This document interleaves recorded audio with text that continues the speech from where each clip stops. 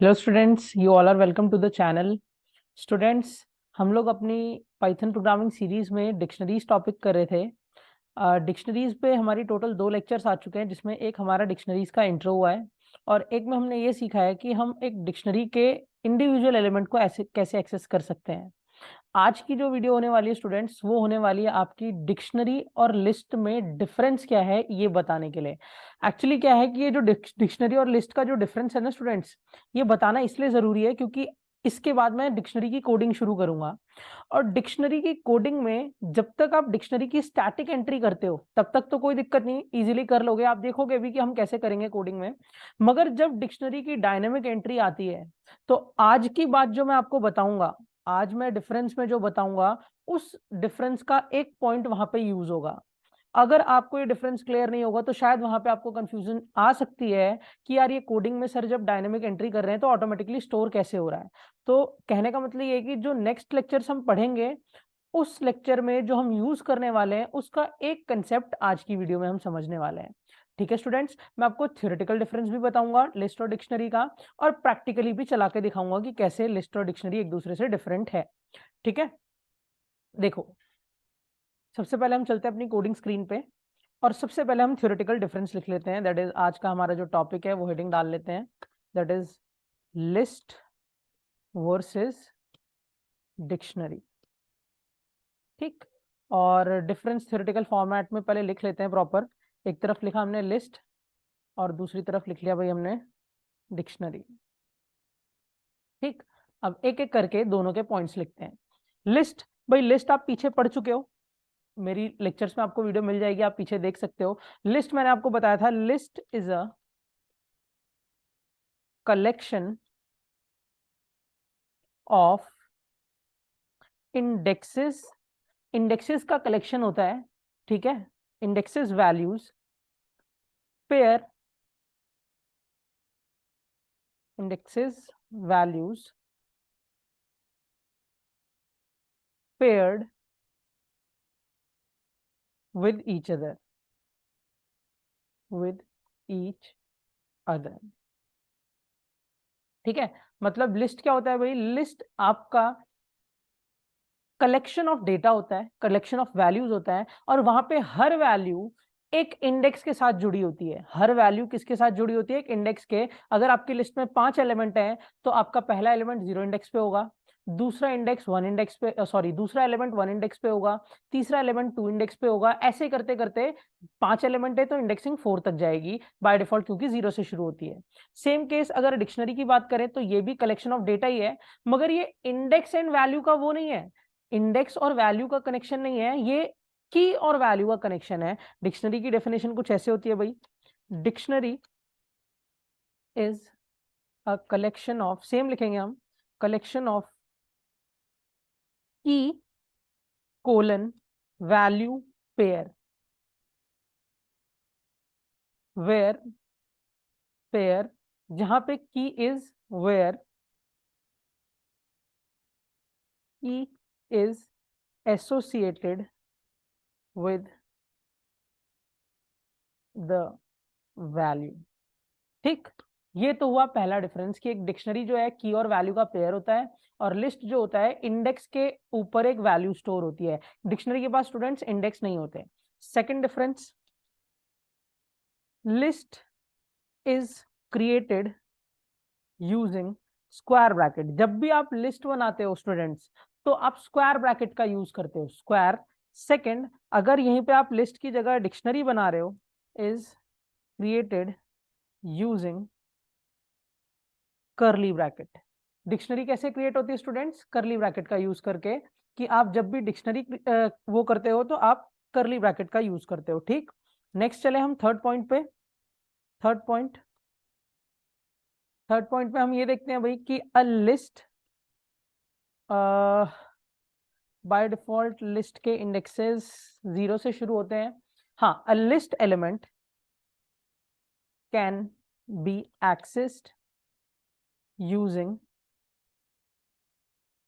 It's index, it's index. अगर आपको किसी लिस्ट के एलिमेंट को यूज करना है तो आप उसको उसके इंडेक्स के थ्रू एक्सेस कर सकते हो।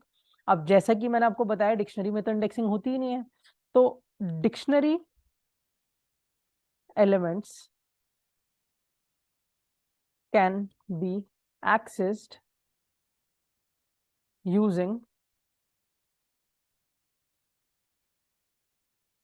It's keys.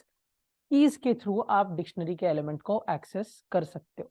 ठीक है स्टूडेंट्स, तो थ्योरेटिकल डिफरेंस में हम यही 3 पॉइंट रखेंगे, लिस्ट और डिक्शनरी में। अब मैं आपको प्रैक्टिकल डिफरेंस समझाता हूँ। प्रैक्टिकल डिफरेंस को बहुत ध्यान से देख लेना, और इसी में जो थ्योरी में मैंने लिखा है वो सब बातें भी क्लियर करता चलूंगा। सबसे पहले मैं आपको प्रैक्टिकल डिफरेंस दिखा रहा हूँ एक लिस्ट बना के, हालांकि लिस्ट मैंने पीछे पढ़ाया मगर स्टिल यहाँ पे आपको दिखा रहा हूँ।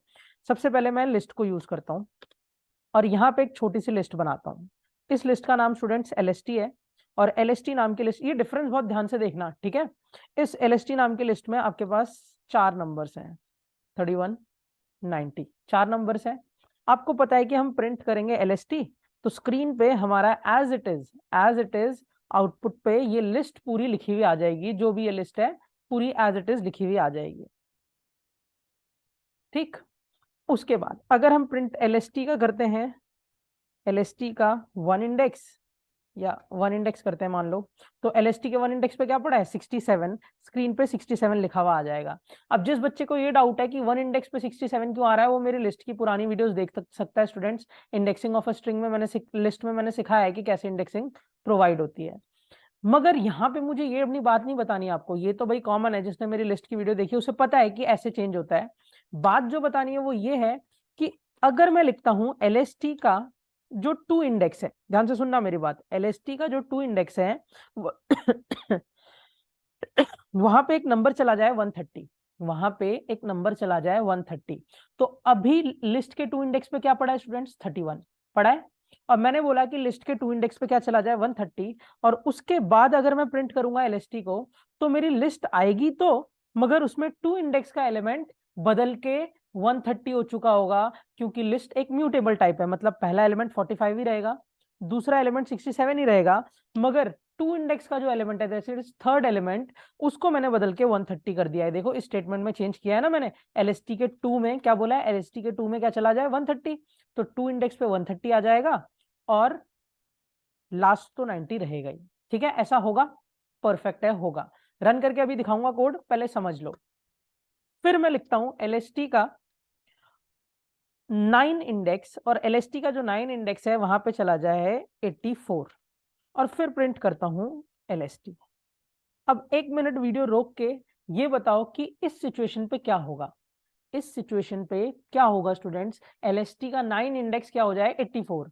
अब लॉजिकली एक बात समझो, क्या हमारी लिस्ट में 9 इंडेक्स है? नहीं भाई, हमारे पास तो एलिमेंट ही 4 है, और 4 एलिमेंट है तो मतलब index 0, index 1, index 2 and index 3, 9 index हमारे पास है ही नहीं।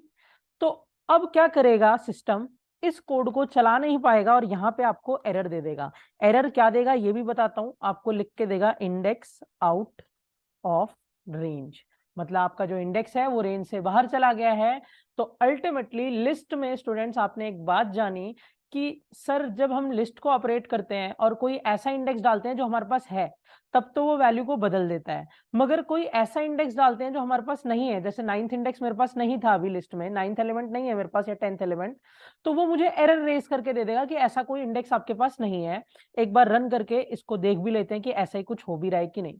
कोड को रन किया, आप आउटपुट स्क्रीन पे चेक करोगे कि सबसे पहले लिस्ट जो मैंने बताया था देखो, फिर 67 क्योंकि 1 इंडेक्स का एलिमेंट, फिर लिस्ट में चेंजेस होके आता है दैट इज 45, 67, 130 एंड 90, 130 चेंज हो गया 2 इंडेक्स। उसके बाद ये देखो list assignment index out of range, बोला ना इन्होंने कि जो आप लिस्ट में असाइन कर रहे हो डेटा को, वो इंडेक्स आउट ऑफ रेंज जा चुका है, इंडेक्स गलत हो गया है।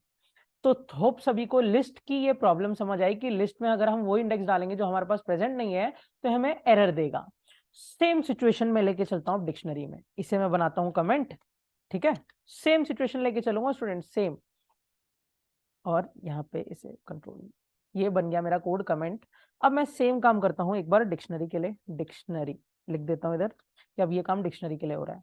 मान लो एक डी नाम की आपके पास डिक्शनरी है, डिक्शनरी कैसे बनती है भाई, करली ब्रैकेट में की और वैल्यू का पेयर होता है, तो की है यहाँ पे ए पहली और उसको वैल्यू दी गई है 1, मैं रैंडमली स्टूडेंट्स ऐसे कुछ भी वैल्यू ले रहा हूँ, आप भी कोई भी अपनी मर्जी से वैल्यू लेके ऑपरेट कर सकते हैं। कॉमा बी, उसकी वैल्यू दी गई है 2, और कॉमा सी, उसकी वैल्यू दी गई है 3।